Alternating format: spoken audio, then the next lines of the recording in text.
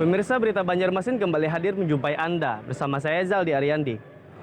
Sejumlah berita aktual dan beberapa informasi menarik lainnya telah kami siapkan. Berikut berita utama hari ini.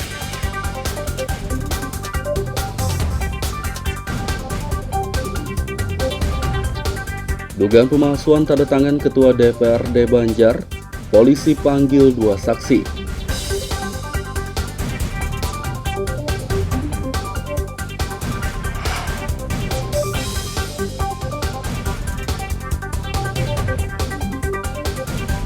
Puluhan bangunan miring di Kabupaten Banjar diminta uji kelayakan.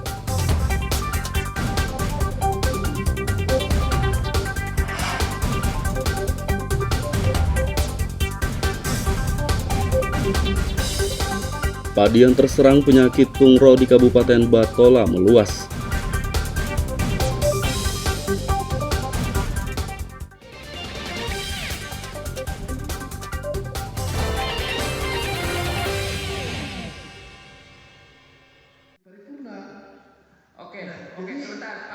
Dugaan pemalsuan tanda tangan Ketua Dewan Perwakilan Rakyat Daerah DPRD Kabupaten Banjar Muhammad Rofiki masih diselidiki kepolisian.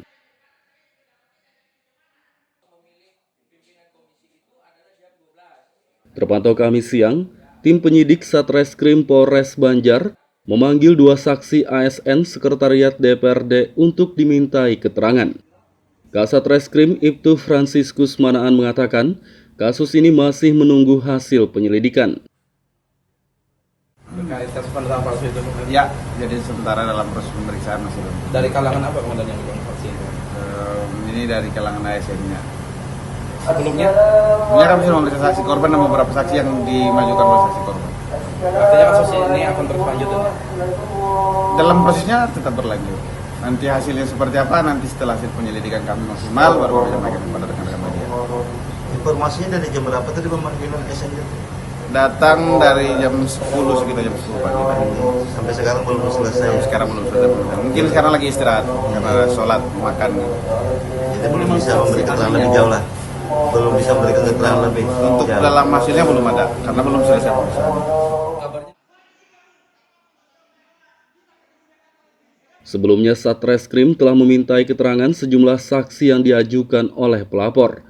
Dugaan pemalsuan tanda tangan ini dilaporkan Ketua DPRD Banjar menjelang akhir Ramadan lalu, tepatnya 27 April 2022. Dari Kabupaten Banjar, Muhammad Lutfi Darlan dan Fahmi melaporkan.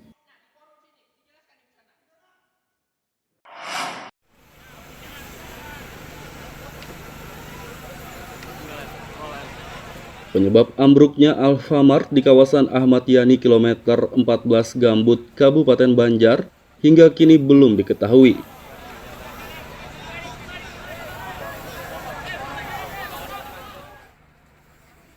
PLT Kepala Dinas PUPR Riza Dauli menjelaskan, hasil penelitian tim ahli PUPR belum dapat dilaporkan. Pihaknya masih menunggu hasil penyelidikan tim laboratorium forensik Polda Jawa Timur. Hasil dari laboratorium forensik ya, yang dilakukan oleh Polri. Nah, kita juga masih menunggu kemarin terkait dengan hasil dari investigasi kepolisian dulu. Kebenarannya mungkin kita lihat dulu nanti hasil penilaian ahli ya. Kalau memang secara kasat mata kelihatan miring, tapi pendapat ahli apakah itu terjadi kegagalan bangunan atau tidak, itu pendapat dari ahli. Untuk penyebab Pak, apa aja Pak yang biasanya menyebabkan miring? Penyebab kemungkinan itu banyak faktor, ya kan?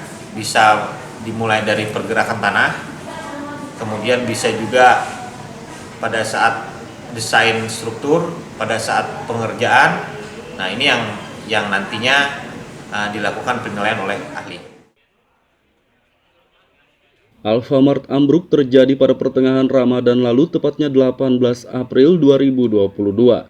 Ambruknya bangunan retail modern bertingkat 3 itu mengakibatkan 14 orang tertimbun, 5 diantaranya tewas dan 9 luka-luka. Dari Kabupaten Banjar, Muhammad Lutfi Darlan dan Fahmi melaporkan.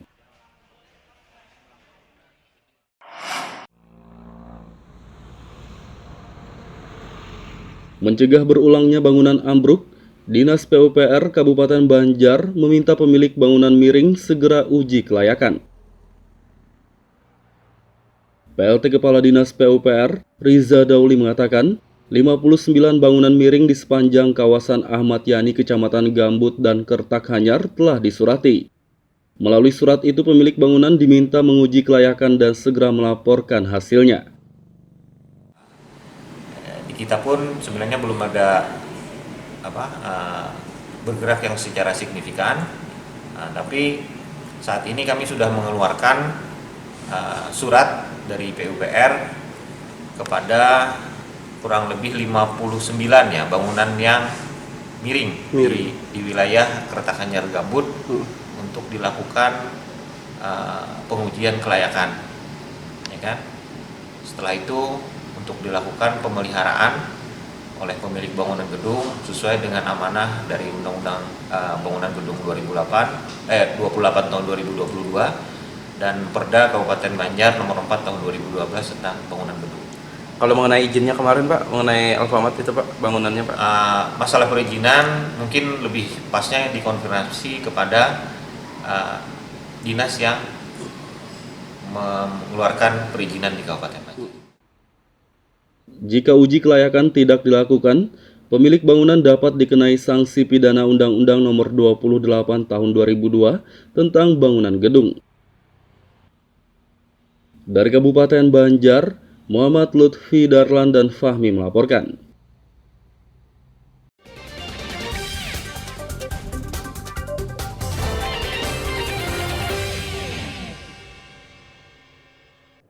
Pemirsa, masih bersama kami dalam Berita Banjarmasin.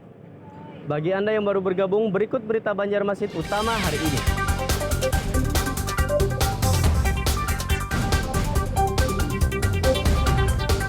Dugaan pemalsuan tanda tangan Ketua DPRD Banjar, polisi panggil 2 saksi.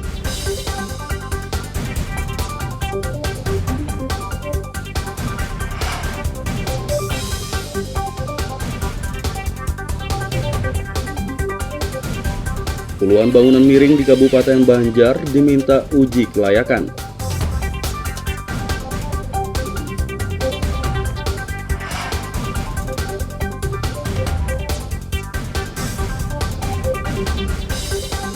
Padi yang terserang penyakit tungro di Kabupaten Batola meluas.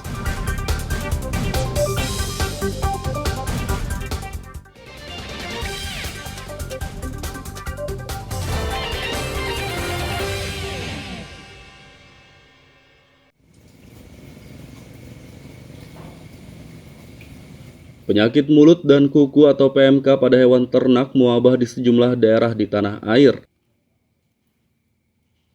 Penyakit yang disebabkan oleh virus itu menular dengan cepat. Hanya dalam beberapa hari saja sudah lebih dari 1.000 sapi di Jawa Timur yang terinfeksi. Mencegah PMK menyebar di Kota Banjarmasin, Dinas Ketahanan Pangan, Pertanian, dan Perikanan memeriksa hewan ternak di rumah potong. Hasilnya tidak ada yang terinfeksi penyakit tersebut. Tidak kita temukan ada kondisi secara klinis ada gejala yang terinfeksi kuku penyakit mulut dan kuku pada baik itu pada sapi maupun pada kambing. Misalkan bebas.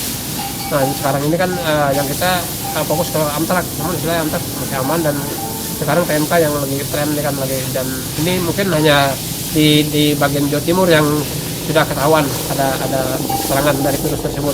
Nah sekarang untuk di Banjarmasin sendiri Kalsel itu alhamdulillah masih kondusif, masih aman untuk hewan ternak sapi dan kambingnya. Nah karena akibatnya dari serangan virus ini akan mengakibatkan nanti gejalanya tuh terlihat pada mulut itu seperti kalau di manusia kayak sariawan ada putih-putih di gusi itu kan kemudian. Ciri-ciri hewan yang tertular mengalami demam tinggi 39 hingga 40 derajat Celcius. Selain itu kuku, lidah, dan gusi hewan mengalami luka serta mulut mengeluarkan air liur berbusa. Dari Kota Banjarmasin, Muhammad Lutfi Darlan dan Hudael melaporkan.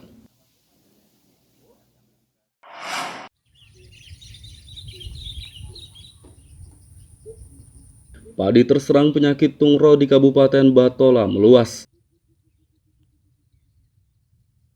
Sebelumnya ada 400 hektar padi yang terserang tungro di Desa Beringin Jaya, Kecamatan Anjir Muara. Kini penyakit yang disebabkan oleh hama itu meluas dan menjangkiti padi di Desa Brunei Baru, Kecamatan Anjir Pasar. Dari 350 hektar padi di desa ini, hampir 90% diantaranya terjangkit tungro. Penyakit ini mengakibatkan pertumbuhan padi tidak normal, sehingga petani terancam gagal panen atau puso. Petani berharap pemerintah maupun dinas terkait memberikan solusi untuk mengatasinya. Yang kalau untuk di Brunei ini sekitar 350 hektaran.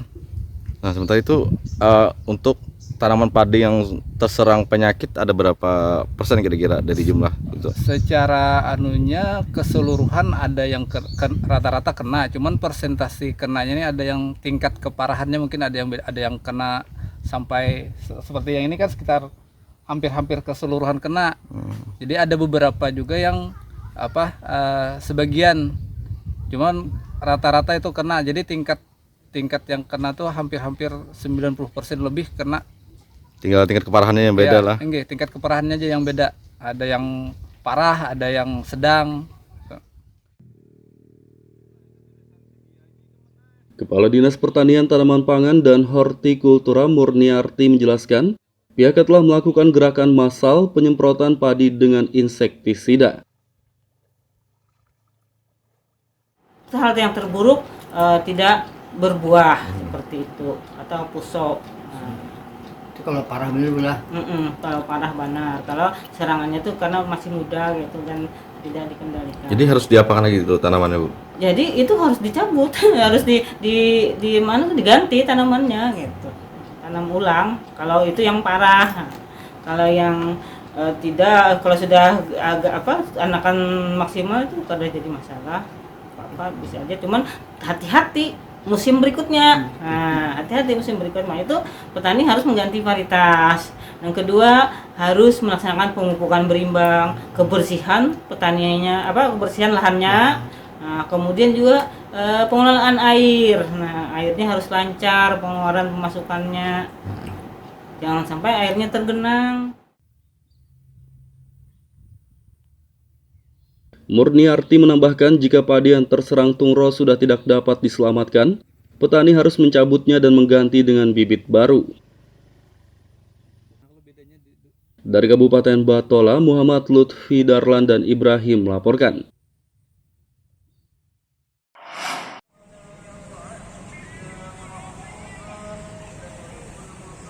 Pemerintah Kalimantan Selatan menggelar Haul Akbar ke-216 tahun wafatnya ulama asal Martapura, Kabupaten Banjar, Syekh Muhammad Arsad Al-Banjari atau Datu Kelampayan.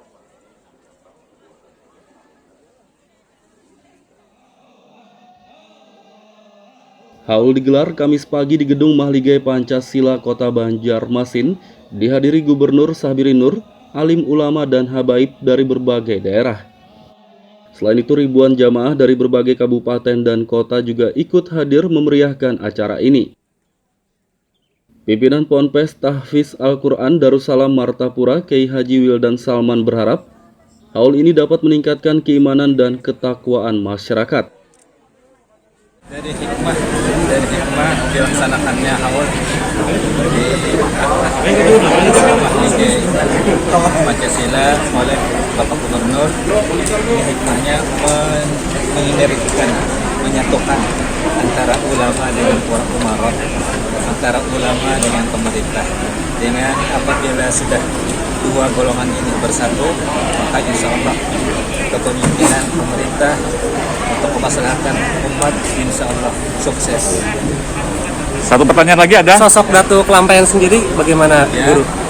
Sosok Datu Kelampayan sendiri bagi masyarakat? Itulah dari salah satu kekhususiatan Datu Kelampayan.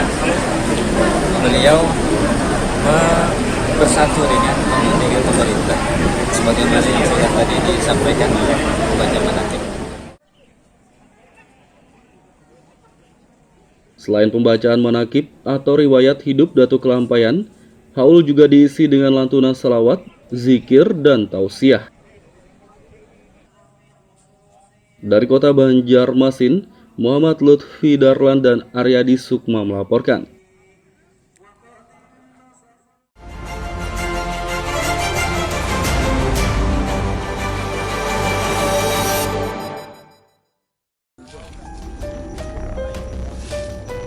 Pemuda bernama Muhammad Sauki Senin dini hari ditemukan tewas di tepi jalan Gang Bambu RT 29 kawasan Gerilya Banjarmasin Selatan.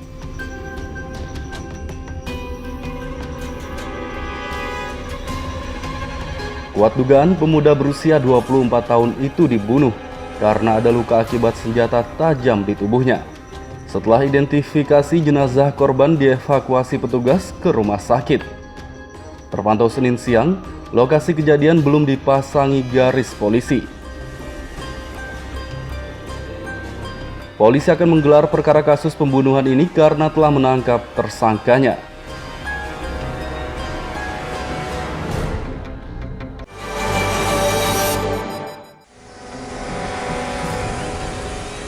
Tersangka pembunuhan terhadap seorang pemuda bernama Muhammad Sauki di kota Banjarmasin berhasil ditangkap polisi.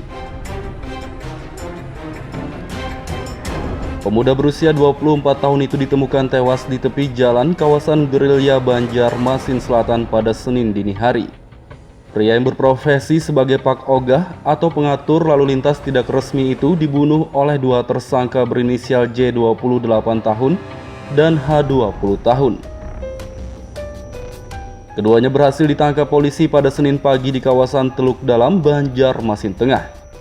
Dalam gelar perkara di Mapolsek Banjarmasin Selatan Senin siang, tersangka mengakui membunuh korban karena kesal dituduh merebut lahan Pak Ogah.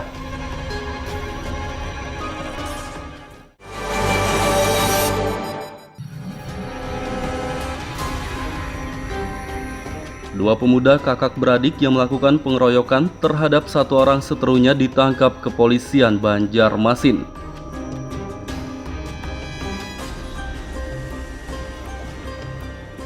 MA dan MN ditangkap di sekitar rumahnya, kawasan Pemerus Dalam Banjarmasin Selatan pada Senin dini hari. Pemuda kakak beradik ini mengeroyok seterunya bernama Hedi Irawan di kawasan Banjar Indah Permai pada Jumat 6 Mei 2022 lalu. Pengeroyokan tersebut dipicu hal sepele, yakni tersangka menolak memberi rokok kepada korban. Kakak beradik ini akan dikenai pasal 170 ayat 2 KUHP dengan ancaman 7 tahun penjara.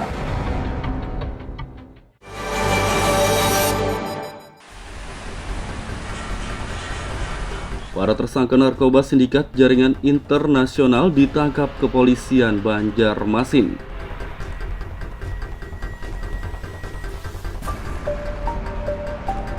Dalam gelar perkara akhir pekan lalu, polisi menghadirkan salah satu tersangka berinisial MR. Dari MR dan 4 rekannya, polisi menyita sabu-sabu dengan berat lebih dari 8 kg. Sindikat narkoba jaringan internasional tersebut diduga memasok sabu-sabu dari Singapura. Para tersangka akan dikenai pasal 112 ayat 2 Undang-Undang Nomor 35 Tahun 2009 tentang narkotika dengan ancaman 20 tahun penjara.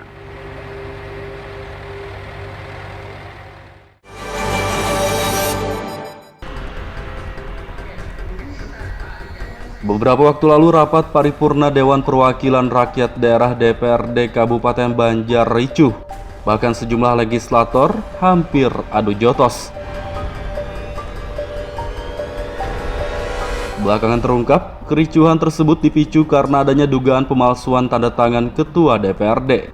Anggota DPRD Banjar, Irwan Bora mengaku menyesalkan sikapnya yang hampir saja beradu jotos dengan salah satu legislator.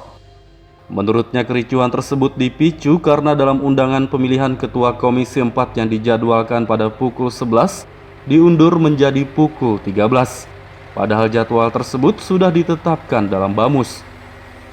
Selain itu, salah satu staf persidangan diduga memalsukan tanda tangan Ketua DPRD M. Rofiki dalam surat tersebut. Ketua DPRD M. Rofiki melaporkan dugaan pemalsuan tanda tangannya ke Mapolres Banjar. Pemalsuan tanda tangan dapat dikenai pasal 263 KUHP dengan ancaman hukuman 6 tahun penjara.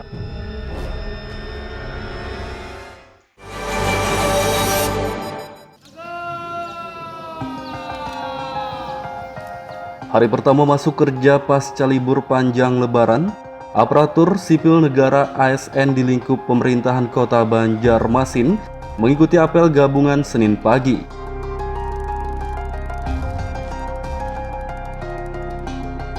Sangat disayangkan saat apel masih berlangsung, sejumlah ASN nongkrong sambil minum kopi dan merokok di kantin belakang kantor Balai Kota. Wali Kota Ibnu Sina mengatakan ia akan mencari tahu siapa saja ASN yang tidak mengikuti apel tersebut. ASN yang tidak mengikuti apel akan diberi sanksi teguran oleh Badan Kepegawaian Daerah BKD.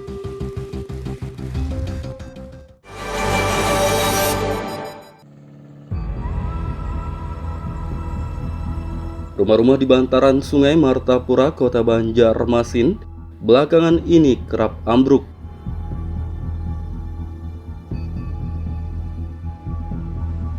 Beberapa hari lalu peristiwa rumah bantaran sungai ambruk terjadi lagi. Kali ini rumah ambruk berada di kawasan Banjarmasin Barat. Penyebab sering terjadinya rumah ambruk di bantaran sungai disinyalir akibat pondasi yang kurang kokoh karena sebagian besar rumah di bantaran sungai berkonstruksi kayu. Hantaman ombak yang muncul dari lalu lalangnya transportasi sungai diduga dapat membuat pondasi tersebut lebih cepat rusak.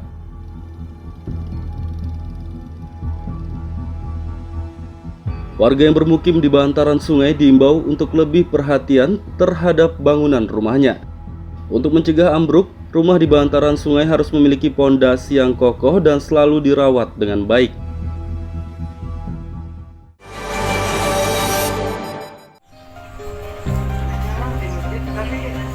Warga Tanjung Berkat, Teluk Tiram, Banjarmasin Barat mengeluhkan kesulitan air bersih. Ada 4 rukun tetangga atau RT di kawasan tersebut yang mengalami kesulitan air bersih, yakni RT 15, 16, 17, dan 18. Terpantau akhir pekan lalu keran air di rumah-rumah warga tidak mengalir. Mereka pun terpaksa memanfaatkan air sumur dan sungai untuk kebutuhan sehari-hari seperti mandi, mencuci pakaian, dan perabotan rumah tangga. Sedangkan untuk minum dan memasak makanan, warga membeli kepada penjual air keliling. Menurut warga, distribusi air bersih dari PT AM Banjarmasin sudah tidak mengalir selama 4 bulan.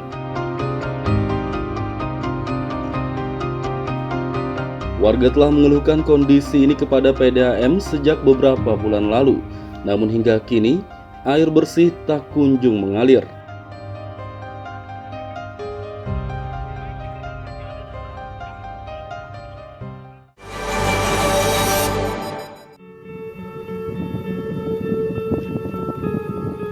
Ratusan hektar padi di Kalimantan Selatan terancam gagal panen akibat terserang penyakit tungro.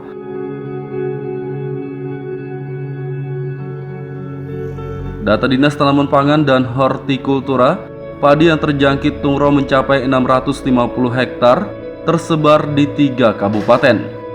Kabupaten Batola 400 hektar, Kabupaten Banjar 150 hektar, dan Kabupaten Tanah Laut 100 hektar. Penyakit yang disebabkan oleh hama tersebut mulai terjadi 2 bulan terakhir. Ciri-ciri padi yang terjangkit, pertumbuhannya tidak normal, batang hingga daunnya menguning.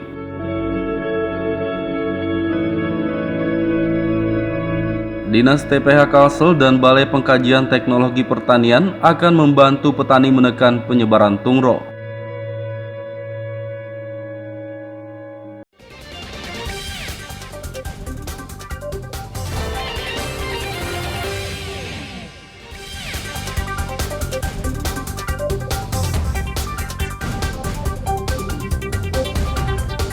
Dugaan pemalsuan tanda tangan Ketua DPRD Banjar, polisi panggil 2 saksi.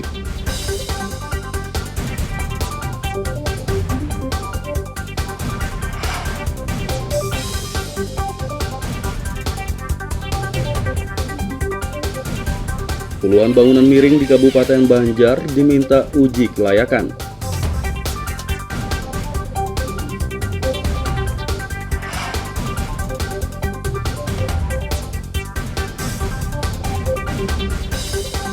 Padi yang terserang penyakit pungro di Kabupaten Batola meluas.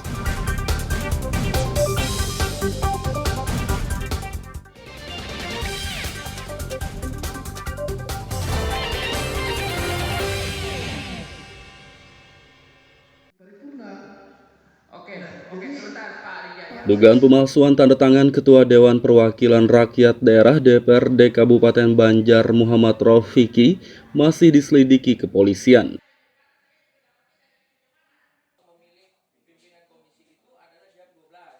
Terpantau Kamis siang, tim penyidik Satreskrim Polres Banjar memanggil 2 saksi ASN Sekretariat DPRD untuk dimintai keterangan. Kasat Reskrim Ibtu Franciscus Manaan mengatakan, kasus ini masih menunggu hasil penyelidikan. Terkait kasus pendataan palsu itu? Ya, jadi sementara dalam proses pemeriksaan masih belum. Dari kalangan apa komandan yang dibilang saksi itu? Ini dari kalangan ASN-nya. Sebelumnya? Sebelumnya kami sudah memeriksa saksi korban dan beberapa saksi yang dimajukan oleh saksi korban. Artinya kasus ini akan terus lanjut? Dalam prosesnya tetap berlanjut. Nanti hasilnya seperti apa, nanti setelah hasil penyelidikan kami maksimal, baru kami sampaikan kepada rekan-rekan media. Informasinya dari jam berapa tadi pemanggilan SN itu? Datang dari jam 10 sekitar jam 10 pagi tadi. Sampai sekarang belum selesai? Sekarang belum selesai. Mungkin sekarang lagi istirahat, karena sholat, makan. Jadi belum bisa memberikan keterangan lebih jauh lah? Belum bisa memberikan keterangan lebih? Untuk jauh. dalam hasilnya belum ada, karena belum selesai pemeriksaan. Sebelumnya, Satreskrim telah memintai keterangan sejumlah saksi yang diajukan oleh pelapor. Dugaan pemalsuan tanda tangan ini dilaporkan Ketua DPRD Banjar menjelang akhir Ramadan lalu, tepatnya 27 April 2022. Dari Kabupaten Banjar, Muhammad Lutfi Darlan dan Fahmi melaporkan.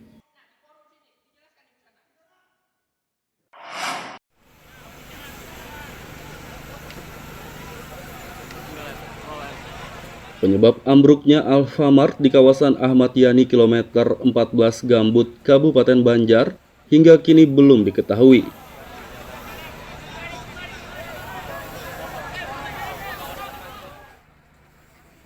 PLT Kepala Dinas PUPR Riza Dauli menjelaskan, hasil penelitian tim ahli PUPR belum dapat dilaporkan.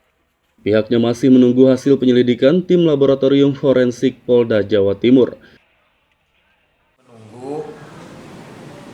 Hasil dari laboratorium forensik ya, yang dilakukan oleh Polri. Nah, kita juga masih menunggu kemarin terkait dengan hasil dari investigasi kepolisian dulu. Kebenarannya mungkin kita lihat dulu nanti hasil penilaian ahli ya. Kalau memang secara kasat mata kelihatan miring, tapi pendapat ahli apakah itu terjadi kegagalan bangunan atau tidak, itu pendapat dari ahli. Untuk penyebab Pak, apa aja Pak yang biasanya menyebabkan miring? Penyebab kemungkinan itu banyak faktor, ya kan? Bisa dimulai dari pergerakan tanah, kemudian bisa juga pada saat desain struktur, pada saat pengerjaan. Nah, ini yang nantinya dilakukan penilaian oleh ahli. Alfamart ambruk terjadi pada pertengahan Ramadan lalu, tepatnya 18 April 2022. Ambruknya bangunan retail modern bertingkat 3 itu mengakibatkan 14 orang tertimbun, 5 diantaranya tewas dan 9 luka-luka. Dari Kabupaten Banjar, Muhammad Lutfi Darlan dan Fahmi melaporkan.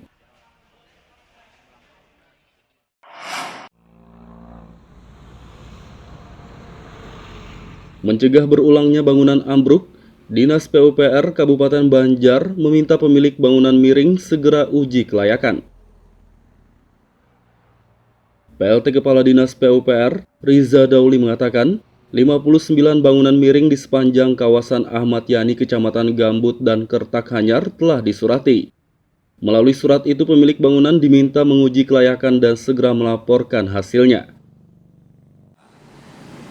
kita pun sebenarnya belum ada bergerak yang secara signifikan. Tapi saat ini kami sudah mengeluarkan surat dari PUPR kepada kurang lebih 59 ya bangunan yang miring. Di wilayah keretakan Nyar Gambut untuk dilakukan pengujian kelayakan, ya kan? Setelah itu untuk dilakukan pemeliharaan oleh pemilik bangunan gedung sesuai dengan amanah dari Undang-Undang Bangunan Gedung 28 tahun 2022 dan Perda Kabupaten Banjar nomor 4 tahun 2012 tentang bangunan gedung. Kalau mengenai izinnya kemarin Pak, mengenai Alfamart itu Pak, bangunannya Pak? Masalah perizinan mungkin lebih pasnya dikonfirmasi kepada dinas yang mengeluarkan perizinan di Kabupaten Banjar. Jika uji kelayakan tidak dilakukan, pemilik bangunan dapat dikenai sanksi pidana Undang-Undang Nomor 28 Tahun 2002 tentang bangunan gedung. Dari Kabupaten Banjar, Muhammad Lutfi Darlan dan Fahmi melaporkan.